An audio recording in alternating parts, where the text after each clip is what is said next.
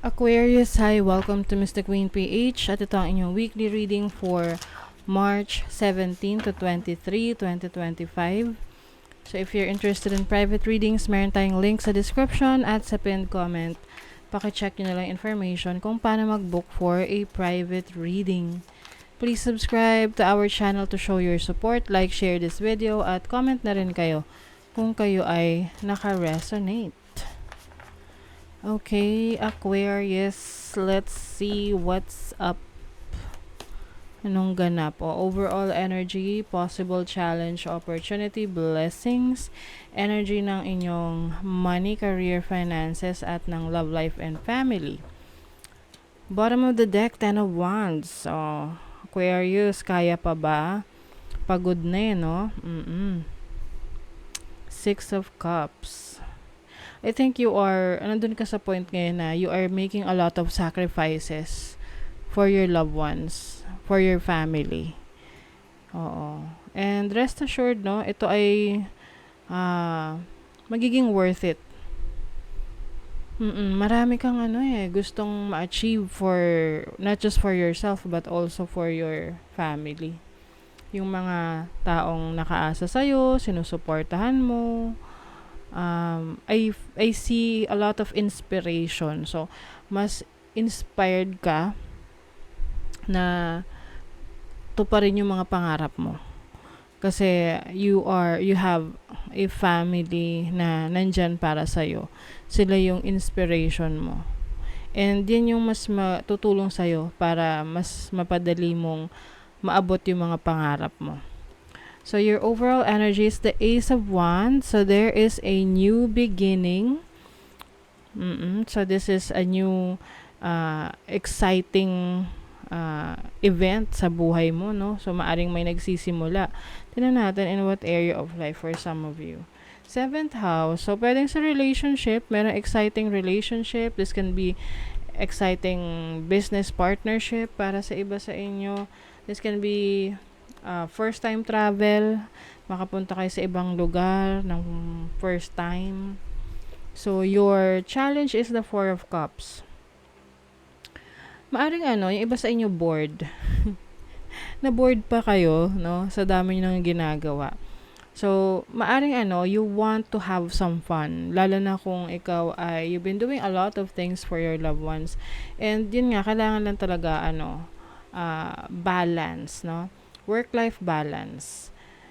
Kasi ma-drain ka dyan kumbaga, kung puro ka trabaho, puro sa ibang bagay yung focus mo,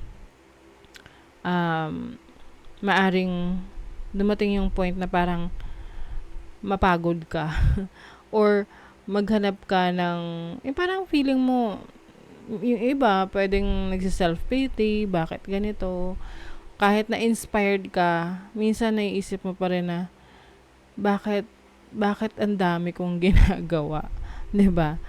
So this is an opportunity rin para sa iyo na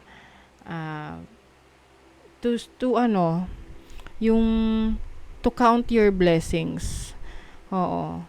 Na minsan we tend to compare ourselves, our lives sa ibang tao. Bakit siya ganun? Bakit siya may ganito? Ako ganito. So, ang mas maganda is, i-compare mo yung sarili mo dun sa past mo. Na ano ba yung nagbago? Meron bang mas maganda ba yung nangyayari ngayon? Mas nag-improve ba? Kasi kung oo, then congrats mo yung sarili mo. Kasi may nagbago, may na-improve, diba? And then your opportunity is the moon. This is emotions. So I think may opportunity ka ngayon to manage your emotions, to be more connected to your instinct, to your feelings. Maaring meron kang haharapin na emosyon na hindi mo pinapansin dati. So maganda rin siya kasi it's a way of you releasing mga unexpressed emotions. So your blessing is the Knight of Wands.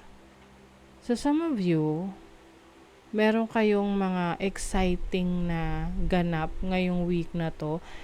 Some of you may unexpected travel talaga, no? Yung tipong sinabi sa'yo ng boss mo, O pumunta ka sa Kuala Lumpur. Pwedeng outside the country or pwede namang local lang pero yung lugar na pupuntahan mo is gusto mo talaga, no? Or something na parang bago pa sa'yo. And this is also taking some risk. Maaring the more na ikaw ay mas go-getter, no? Yung parang talagang go with the flow rin, maaring mas maraming opportunities na mag-open up sa'yo. So, sa iyong money, career, finances, Ace of Pentacles, diba? New beginnings. So, for some of you, Aquarius, may bago kang project. Yung iba, may bago kang pinagkakakitaan. May bago kang idea. Oy, oh my God.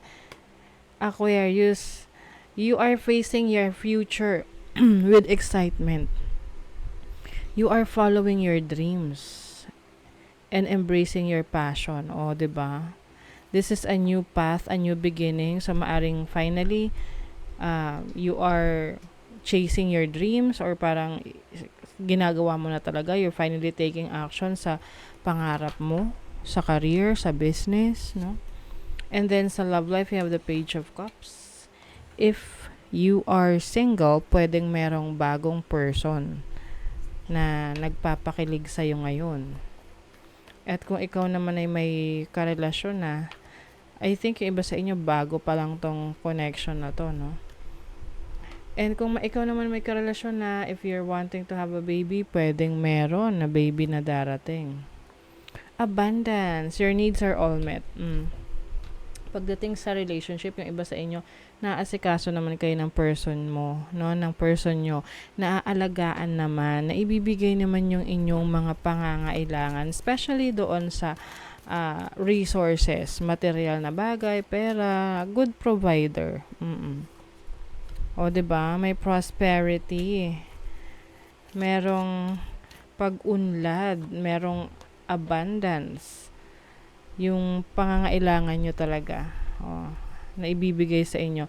Merong good harvest. So, if you are into agriculture, no, or may mga tanim ka talaga, literal, harvest yan. Harvest time for you. Yung iba naman, ito ay resulta ng mga trinabaho nyo, pinagpaguran nyo, in-effortan nyo, so nakikita nyo na yung resulta. And then yung iba, merong sweet dreams. Kung kayo ay merong challenging situation sa pagtulog, may insomnia, ngayong week na to makakatulog ka ng mahimbing. Lalo na in alignment yung mga bagay na ginagawa mo sa mga goals mo. Expectations, don't seek anyone's approval. Yes.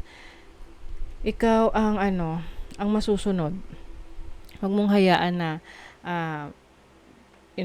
ibahin yung sarili mo para lang matanggap ka ng iba. You are unique in your own way. Okay? So, that is your reading, Aquarius. Thank you so much. See you again.